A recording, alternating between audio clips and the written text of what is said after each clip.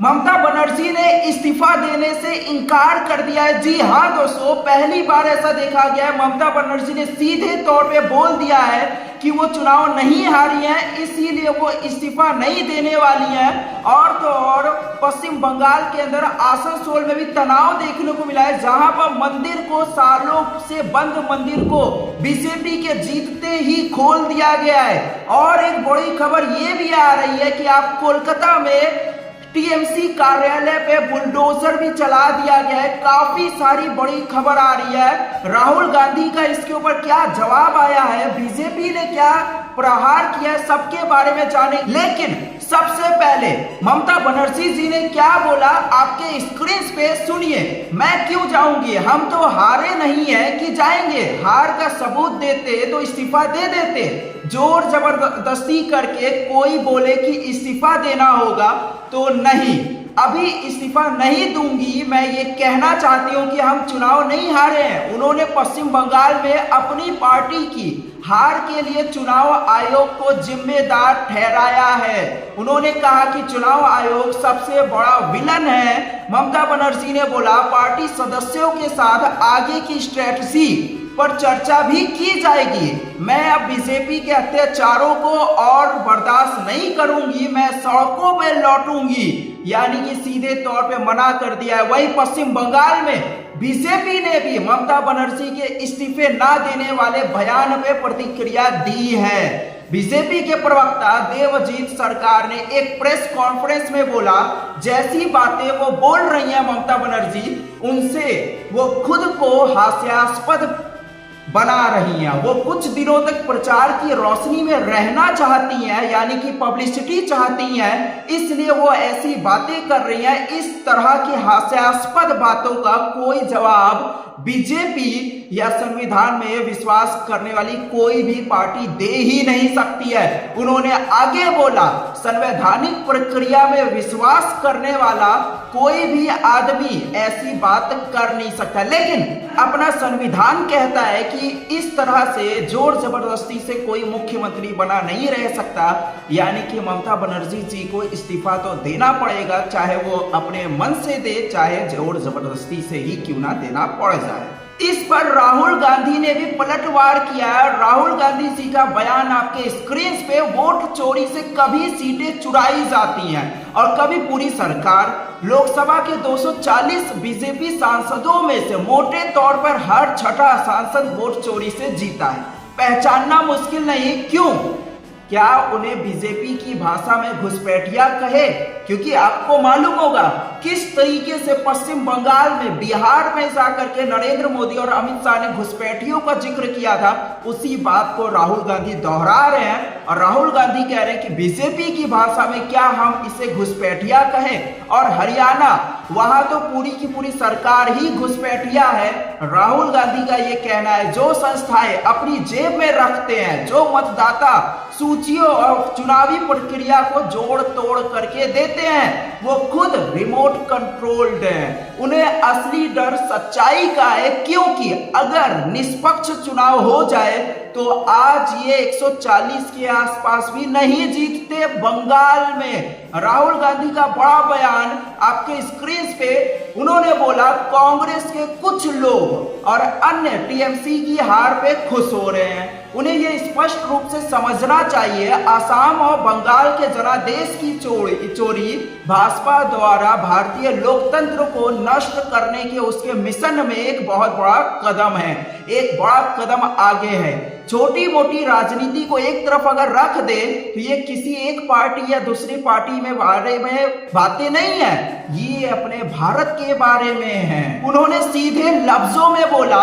असम और Bengal clear cases हैं कि किस तरीके से बीजेपी की ओर से ईसी यानी कि चुनाव आयोग बीजेपी की तरफ से लड़ाई कर रहा है, बीजेपी की तरफ से बोल रहा है, बीजेपी के सपोर्ट में है। और सीधे तौर पर राहुल गांधी ने ममता बनर्जी का सपोर्ट किया है। उन्होंने बोला 100 से ज्यादा सीटें बंगाल में चुराई गई हैं और उन्होंने सीधे सीधे बोला ये इस तरह की चीजें हमने पहले भी देखी थी मध्य प्रदेश में, हरियाणा में, महाराष्ट्र में, लोकसभा 2024 में इत्यादि। इस तरह की बातें राहुल गांधी कह रहे हैं, सीधे तौर पे बोल रहे हैं चुनाव चोरी, संस्था चोरी, अब और चारा ही क्या बचा है दूसरी पार्टियों के पास। सीधे तौर पे उन्होंने ईसी, चुनाव आयोग और बीजेपी को की मिली भगत को, सीआरपीएफ की मिली भगत को दोहराया है और बोला है कि चुनाव निष्पक्ष तौर पे किए नहीं जा रहे। इस पर बीजेपी की स्मृति ईरानी क्या बोलती है, सुनिए जरा। स्मृति ईरानी ने सीधे तौर पे सारे कांग्रेस, टीएमसी सभी को घेरा है, सुनिए। How is the EC fair and transparent in Kerala and in Tamil Nadu, but unfair in West Bengal? How is the EC fair in Himachal Pradesh? How is the EC fair in Jharkhand? How is the EC fair when the opposition wins, but unfair when there is an absolute popular choice of BJP led by Narendra Modi by the voters? And it is this very delusion that they exhibit, they propagate, that they continue to lose political steam in the country. वहीं दूसरी तरफ कांग्रेस ने TMC Mamata Banerjee द्वारा छीने गए party कार्यालय को वापस ले लिया है। जैसे ही चुनाव हारे, भाजपा की जीत के बाद कांग्रेस ने नादिया पार्टी कार्यालय पे कब्जा कर लिया। तुरंत जैसे ही टीएमसी की हार हुई, आप देख सकते हैं किस तरीके से टीएमसी को पूरी तरीके से खत्म किया जा रहा है। और तो और इसी बीच आसनसोल में, बंगाल के आसनसोल में सालों से बंद मंदिर को जस्ट खोल दिया गया है। जैसे ही बीजेपी चुनाव जीती है, यानी कि बीजेपी के आने से वहां के हिंदू खुल के सामने आ रहे हैं और एक के बाद एक चीजें किए जा रहे हैं। और ये एक अच्छी खबर भी आप कह सकते हो कि मंदिर को खोला गया, मैं इससे खुश हूं आसनसोल में। अब चलते हैं अपने अगले रिपोर्ट की ओर, जो कि हॉग कोलकाता से आई है, यानी ये बंगाल के सबसे मेन जगह से कोलकाता में हॉग मार्केट पे भारी तनाव और अराजकता की स्थिति उत्पन्न हो गई जब कथित तौर पर एक भीड़ आई और उसने बुलडोजर लेकर के पहुंची कहां पे, टीएमसी के कार्यालय में। टीएमसी के कार्यालय को पूरी तरीके से क्षतिग्रस्त कर दिया गया। इस घटना ने इलाके में अशांति फैला दी, जिसमें तोड़फोड़ की खबरें भी आई और बढ़ी हुई सुरक्षा चिंताओं की बातें भी सामने आई। और तो और कोलकाता के ही न्यू मार्केट में भी बुलडोजर चलाया गया टीएमसी कार्यालय पे, और इस बीच पुलिस, सीआरपीएफ कुछ भी नहीं किया और खुलेआम वहां पे गुंडागर्दी की गई। पहले से ही बंगाल का चुनाव जब भी होता है, ये इतिहास गवाह है कि वहां पे हिंसा होती ही होती है। हर चुनाव के बाद कभी टीएमसी के लोग, कभी बीजेपी के लोग वहां पे हिंसा करवाते ही हैं और हिंसा तो होनी ही थी। और एक बार फिर से टीएमसी के कार्यालय पे एक और बड़ा बुलडोजर चलवाया गया है और कहा जा रहा है कि ये बुलडोजर बीजेपी के सपोर्टर्स ने चलवाया है, कोई ऑफिशियल तरीके से नहीं। याद रखिए दोस्तों, पहले ममता बनर्जी इस्तीफा देने को तैयार हो गई थी, लेकिन अचानक से ही जब टीएमसी कार्यालय पे इस तरीके की चीजें हुई, जब वहां पे टीएमसी के लोगों को भी मारा गया, आपस में खूब तनाव हुआ, बीजेपी के लोगों को भी मारा गया और टीएमसी के लोगों को भी, उसके बाद ममता बनर्जी ने अपने बयान पहले क्या दिए थे आपके स्क्रीन पे सुनिए जरा। बीजेपी अपने गुंडों के साथ लोगों पे अत्याचार कर रही है। याद रखिए कि पुलिस भी अब काम नहीं कर रही है। और तो और कल के दिन में बीजेपी ने 100 सीटें धोखे से जीती हैं और ये चुनाव निष्पक्ष तरीके से हुआ ही नहीं है। ममता बनर्जी जी का कहना है बीजेपी और उसके 200 गुंडे वहां थे, मुझे धक्का दे करके मार कर निकाल दिया, मेरे पेट पे भी लात मारी और मुझ पे भी हमला किया। हमारे कार्यकर्ताओं को बीजेपी ज्वाइन करने के लिए मजबूर किया जा रहा है। जब आप केंद्र की सत्ता में नहीं रहेंगे तो आपके साथ भी यही होगा।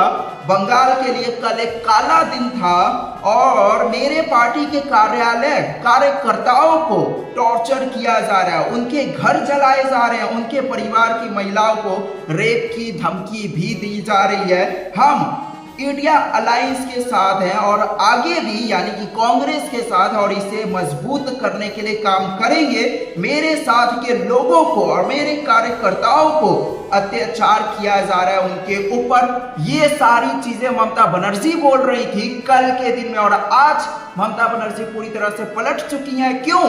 क्योंकि बंगाल में तनाव देखने को मिला है। और दूसरी तरफ तमिलनाडु की अगर बात करें, तमिलनाडु में कांग्रेस जो है वो विजय यानी कि टीवीके से मिलकर के वहां की सरकार बनाने जा रही है। विजय ने सीधे तौर पे कांग्रेस का सपोर्ट मांगा है, कांग्रेस ने अपना सपोर्ट दिया है और इसके ऊपर AIADMK ने के जो कार्यकर्ता है उन्होंने कांग्रेस को के ऊपर प्रहार किया है, कांग्रेस को बातें सुनाई है। क्या बोला है सुनिए, कांग्रेस इज डेस्परेशन पर्सनिफाइड, यानी कि कांग्रेस को हताशा इस कदर है, हवस इस कदर है कि वो किसी से भी कभी भी मिल करके बस सरकार में आना चाहती है, सरकार बनाना चाहती है, ऐसा बोला गया है कांग्रेस के खिलाफ। और बड़ी खबर जो आ रही है वो ये आ रही है, कांग्रेस की डेलीगेशन जो है वो टीवीके यानी कि विजय के हेडक्वार्टर्स में पहुंच चुके हैं और बातें शुरू हो चुकी हैं। और कल के दिन में विजय जो है अपना ओथ लेने वाले हैं, यानी कि शपथ ग्रहण करने वाले हैं। एक फोटो ये भी वायरल हो रही है जो देखिए आपके स्क्रीन पे, किस तरीके से विजय CM यानी कि चीफ मिनिस्टर मुख्यमंत्री 2026 में पहले ही उन्होंने अपनी गाड़ी में नेम प्लेट लगवा लिया था और ये चीजें अब वायरल हो रही हैं। ये क्लिप पूरे सोशल मीडिया पे वायरल हो रही हैं। राहुल गांधी को भी उम्मीद जताई जा रही है कि वो भी विजय के स्वेरिंग यानी कि ओथ यानी कि शपथ ग्रहण में पहुंचने वाले हैं, जो राहुल गांधी रेयरली कहीं पहुंचते हैं। तमिलनाडु के कांग्रेस लीडर्स ने विजय से मुलाकात कर ली है। सबसे बड़ी खबर इस समय की, कांग्रेस को एक बार फिर से DMK वाले चारों तरफ से घेर रहे हैं। DMK की सरकार के साथ मिल करके कांग्रेस ने पहले सरकार बनाई थी और अब जब DMK हार गई है तो यहाँ पे कांग्रेस ने भी अपना पलड़ा झाड़ लिया है। इस पर AIADMK के मुख्य जो कार्यकर्ता है उन्होंने प्रहार किया है कांग्रेस पे, उन्होंने उसको धोखाधड़ी बोला है, उन्होंने कहा लोगों को धोखा दिया है। लेकिन कांग्रेस के चिदम्बरम ने इसको पूरी तरीके से खारिज कर लिया। आज में कि इस वीडियो में बस इतनी ही खबर, कल मिलेंगे एक नई वीडियो के साथ। बस आपको ये कहूंगा जो भी न्यूज आपको पूरे न्यूज़पेपर किसी भी न्यूज चैनल पे आपको नहीं मिलेगा, ऐसी जियोपॉलिटिकल न्यूज के लिए जो आम लोगों से छुपाई जाती है, हमारे चैनल को सब्सक्राइब करो। यहाँ पे आपको हर वो न्यूज मिलेगी जो लोगों से छुपाने की कोशिश की जाती है। तो मिलेंगे कल एक नई वीडियो के साथ, जब तक कि चैनल को सब्सक्राइब कर लो और वीडियो अच्छा लगा और लाइक करके ही जाना। मिलेंगे कल।